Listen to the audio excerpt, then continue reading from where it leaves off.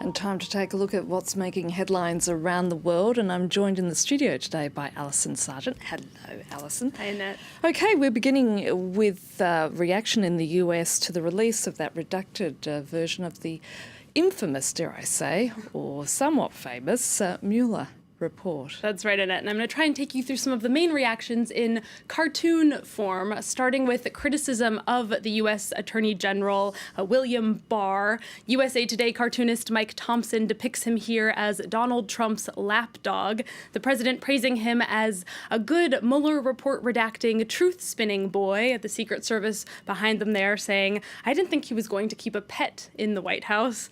For Democrats, the release of this report has somewhat vindicated their claims that even if the president is not guilty, well, he's not guilty, as he says he is. And we can see the president in this next cartoon from Andy Marlett of the Pensacola News Journal. He's saying no collusion, while Mueller corrects him, saying actually no conclusion. Indeed, the president's guilt still remains rather ambiguous. So what comes next, Alison? Could he be impeached? Well, Democrats have started bringing up the I word, impeachment, again, but many are skeptical that it really is going to go that far. As we can see in this next cartoon from the Philadelphia Enquirer, we see there before and after the report, Trump's situation is looking pretty much exactly the same. Meanwhile, the cartoonist Michael Ramirez says that Democrats are grasping at the straw of the impeachment fantasy, a drink that he says is 100% delusional. And we're going to head to Bangladesh now, where the murder of a female student, a rather horrific murder, dare I say, has sparked global outrage. Yeah, this is a terrible story, and it is getting international attention. We can start with an article from BuzzFeed that summarizes what happened. This 18-year-old student, Nusrat Jahan Rafi, was set on fire by a group of unknown attackers after she reported to police that she had been sexually harassed by her school principal. She says that she said he had repeatedly called her into his office and touched her inappropriately. She died earlier this month in the hospital from those burn injuries. Her case has sparked protests in Bangladesh and made front-page news there. A Bangladeshi paper, The New Nation, headlining today that there must be a judicial probe into the role the police played in her death. That's because when she went to report this harassment, a police officer filmed her without her consent. He can actually be heard on the video telling her that the harassment is not a big deal. Her principal was ultimately arrested for this, but then this video of her was leaked to the public online, and Nusrat Rafi started getting death threats, which we know were ultimately acted upon. Horrific indeed. Now moving on to a rather dark topic as well. This Saturday, April 20th, marking, would you believe, 20 years since the Columbine shooting, the massacre at a Colorado high school that left 13 people dead. That's right. We're seeing a lot of editorials today taking stock of what's changed since then, how things like active shooter drills have become commonplace for Generation Columbine. Time magazine has a really interesting piece on an initiative from a group of current students at Columbine High School.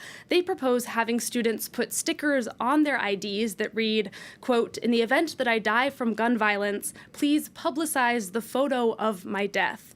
Now, their idea here is that sharing graphic photos of the bodies of students who are killed by gun violence could help lead people to kind of stand up and take some action. It is a risky bet, though, because images, while they can shock, they can also desensitize. Still, though, I think the idea that these students are already thinking about their own deaths, imagining themselves being shot down at school, that's quite a powerful thing, and maybe that alone is enough to make people stand up and take some action. Well, as an Australian, I certainly find that story extraordinary. Now, we're going to change the pace somewhat, and there's some lovely news coming out of Notre-Dame, and that is the fact that bees, which I didn't even realise, living on the roof of the cathedral have indeed survived the blaze. They have. Some of you, like you, Annette, may not have realized that there were beehives, or there still are beehives on the roof of the Notre-Dame. They've actually been there since 2013. They house some 200,000 bees. Their beekeeper only found out yesterday, actually, that the bees did indeed survive the fire.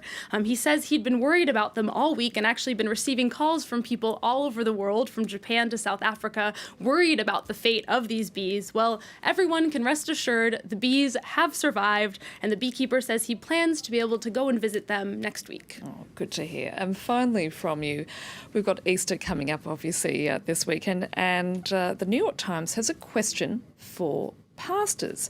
Should they be wearing $5,000 sneakers? That's right, and some of us might be of the opinion that no one should be wearing $5,000 U.S. sneakers. It's actually hard for me to imagine. But the New York Times reports that church pastors have been coming under special scrutiny thanks to an Instagram account called Preachers and Sneakers. It calls out pastors who wear expensive footwear. Turns out there are quite a few of them, I guess, as a way to appeal to the younger generation.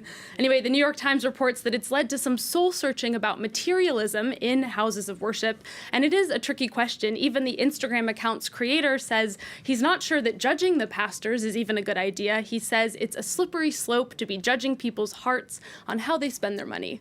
And I have to say, I'm not quite sure what I think. I mean, maybe pastors should be held to a higher standard. I don't know. Okay, well, we'll leave that question up there on Good Friday. Thanks for that. And that's Alison Sargent with the press review. And of course, if you want to take a look at the stories that Alison and I were chatting about, you can head to our website, and that being France24.com.